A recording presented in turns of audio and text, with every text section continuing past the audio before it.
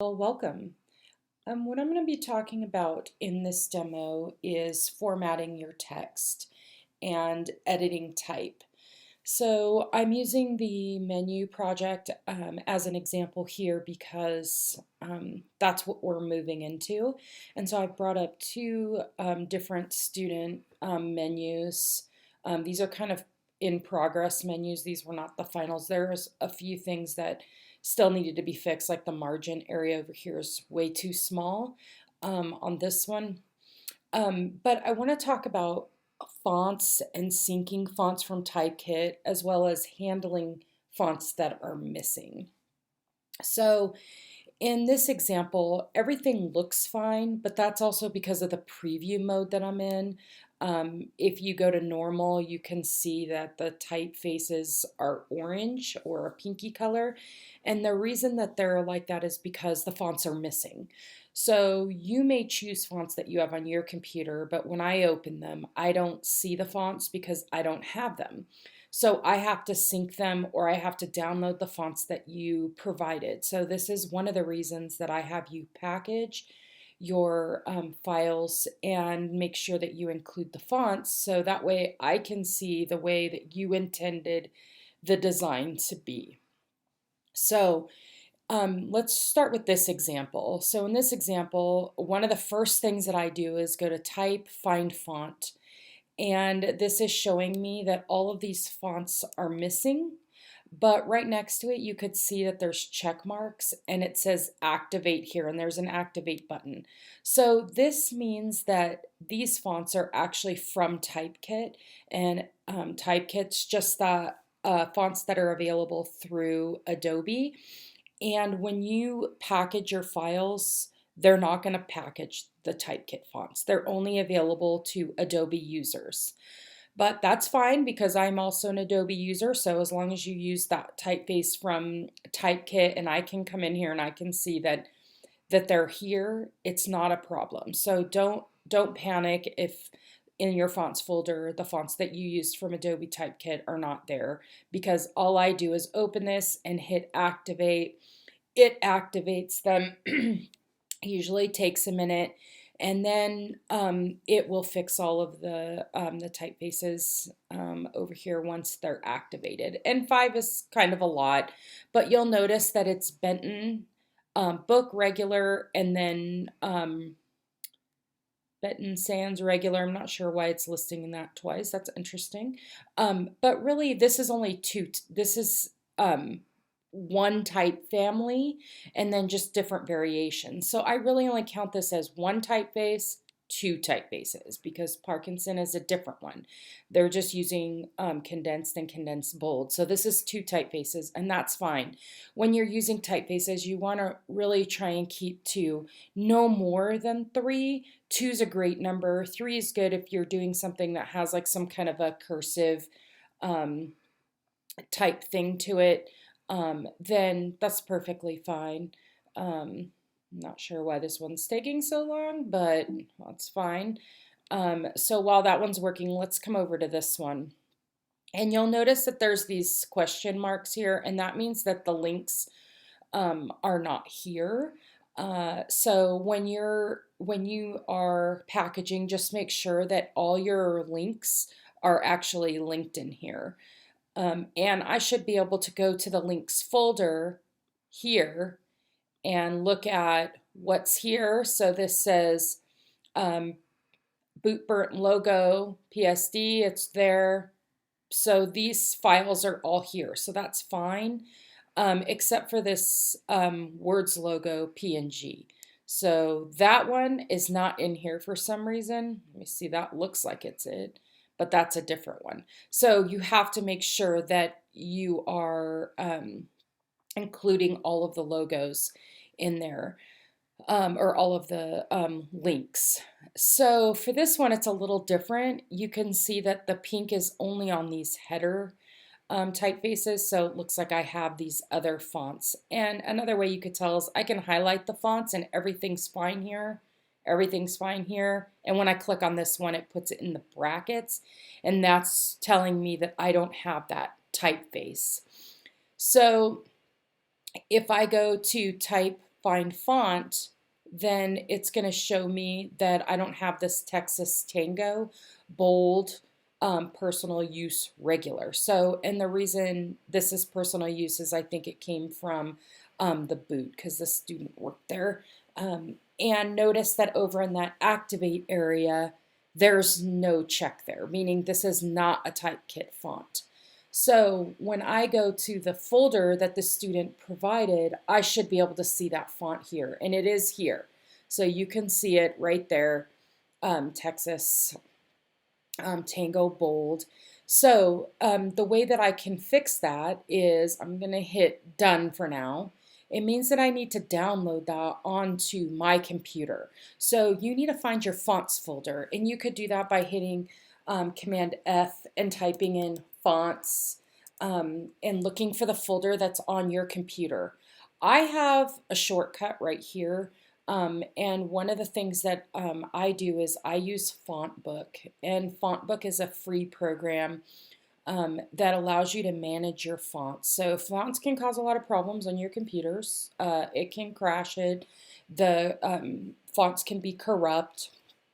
And I will do a demo on DaFont and downloading them.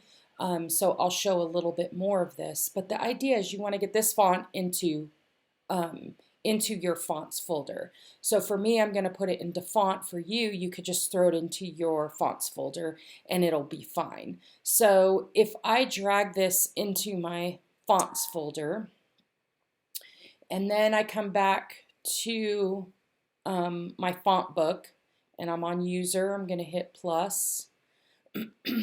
You have to remember the name of the font, which I think was Texas something. So I'm going to go back to my fonts folder, come down to T's, and there it is, Texas Bold. And I'm just going to say open. And it's going to drop it in this list here. There it is. And what that means is that that's now available to me in all of my programs. So any program that I'm using, it's available, and you could see that it's no longer pink.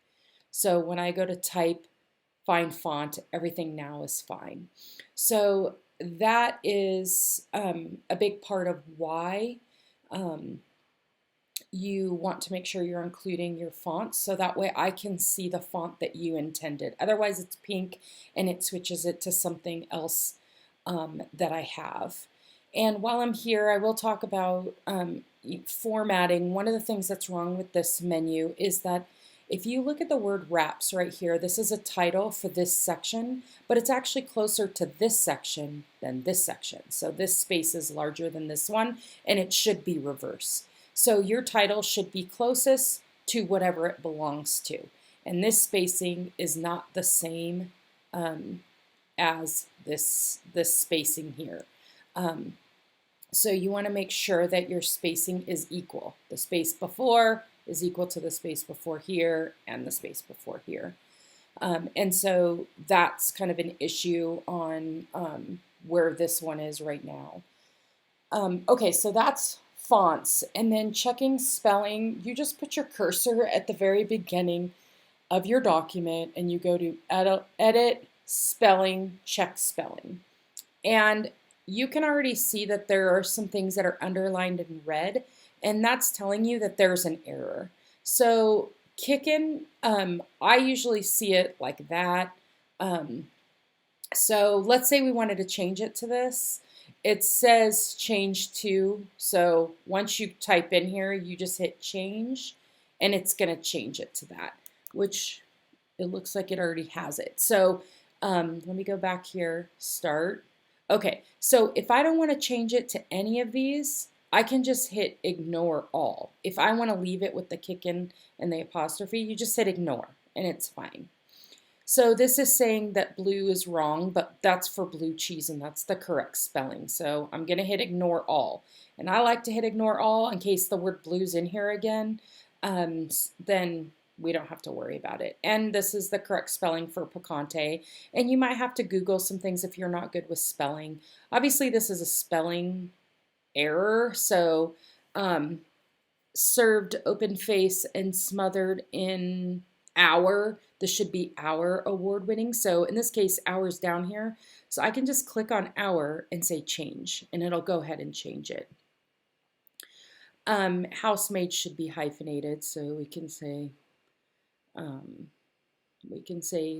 change. So that's basically what you're doing. It's highlighting the word that it thinks is spelled wrong, and it's saying change to, but you can select from the list down below and then hit change. Or if it's spelled correctly, you hit skip. And you want to make sure that you are Googling these words or checking your reference source to make sure that it's correct.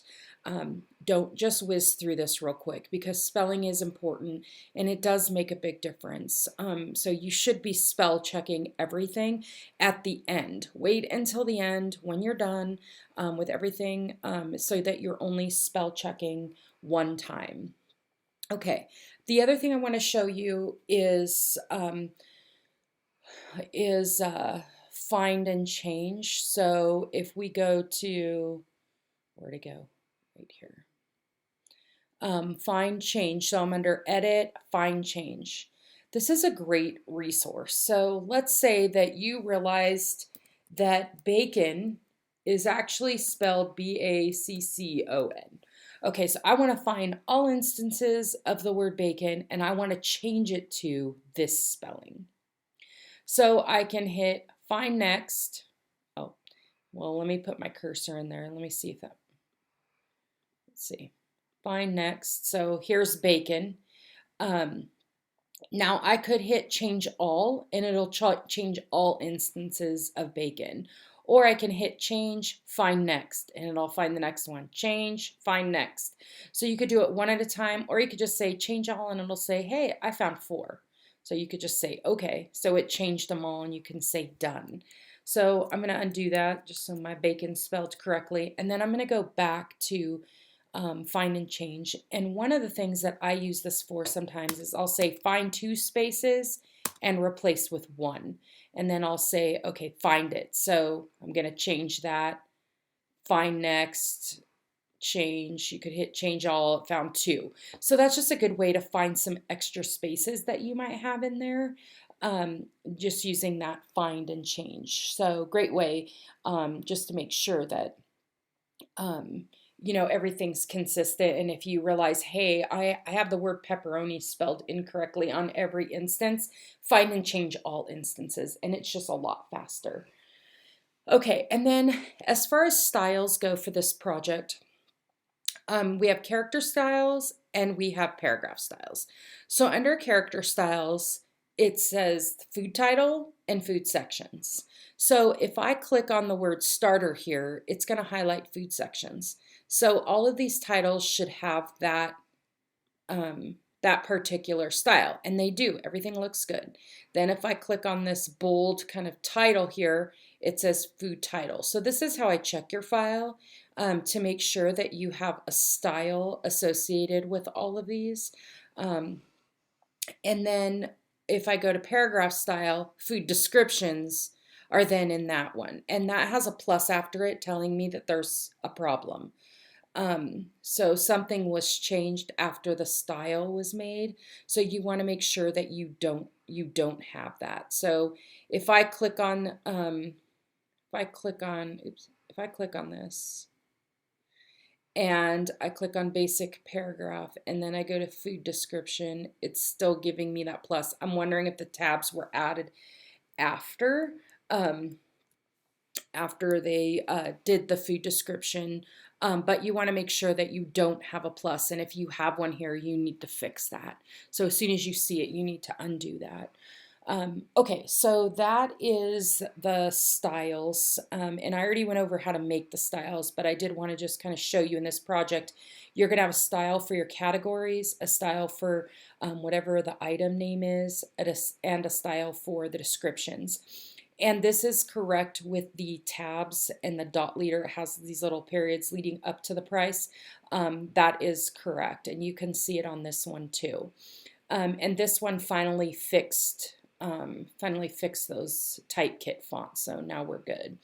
So let me show you another one really quickly that This is not an example of what I would like to see, so this one's also missing the fonts, but we'll just ignore that.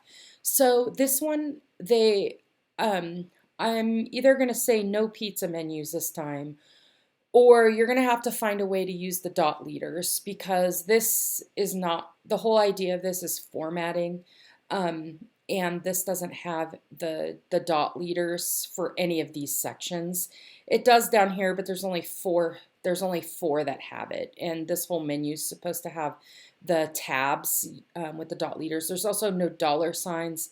That's a problem because these are dollars. So we want to see dollar signs. So make sure you're using dollar signs on those. Okay, and then the last thing that I want to show you in this demo is I want to talk about looking up images and also kind of the copyright issues. So if I'm looking up, a Domino's, let me try that again, a Domino's logo, and I type in Domino's logo and I go to images, I want to make sure that I'm clicking on tools, and under usage right, it says labeled for reuse. So these have no copyright infringement. You're not going to get in trouble for using it. I mean, we're not distributing these anyway, so it's not really an issue. I usually change size to large, and if I can't find something, then I'll go back to medium, but this is where I usually start. So this is a great one. So I can, I can just click on this and drag it to my computer and then drag it into the folder that I'm using. I can also hit download, so it'll let me download it there. Each file or image that you find is going to be a little bit different. But the trick is that you want to actually open this in Photoshop. So I'm going to open Photoshop here.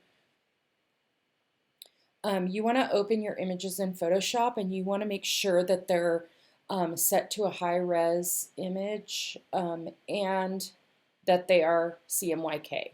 So CMYK is for print, RGB is for online digital use. So once we open it, we're going to go to image mode, and it's set to RGB, and we're going to be changing that to CMYK because the menu we're doing really was intended for print, even though we're doing a digital critique. Your pictures should all be in CMYK here. And then I'm going to go to image size, and I'm going to change this to 300, and I made a mistake because I need to uncheck resample. So I can't use this file F14 by 14 because it's 72 dpi. But if I change this to 300, that's high resolution. This gives me the size that I could use this at. This is the largest size I can use it at, 3 inches by 3 inches, and that's plenty large enough. So make sure you uncheck resample so that it resamples the size. So when you say OK, then you can go to File. I usually do Save As, and then just call it Domino's logo. So name it a little more appropriately. We don't need layers. Say Save. Okay, and it's asking me if I want to save that, and I don't. So now I can trash this one, and this is the one that I'm going to drag into my whatever that folder is where I have all my links, and the one that I'm going to link to my actual document.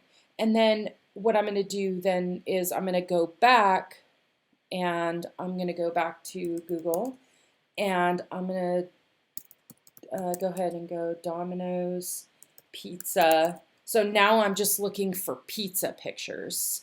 So I'm going to hit images, same thing, tools and large. And I could hit this labeled for reuse, but probably not as big of a deal on this menu because remember, we're not distributing this. It's really just for our use. So this is a good one. So I would just find what image do I want to use for my menu, and I'm going to go through that same process that I just did with the logo. So that's how you research for your images and your logos. and thinking about the copyright usage as well. So that is all I have, and I hope this was helpful. Thank you.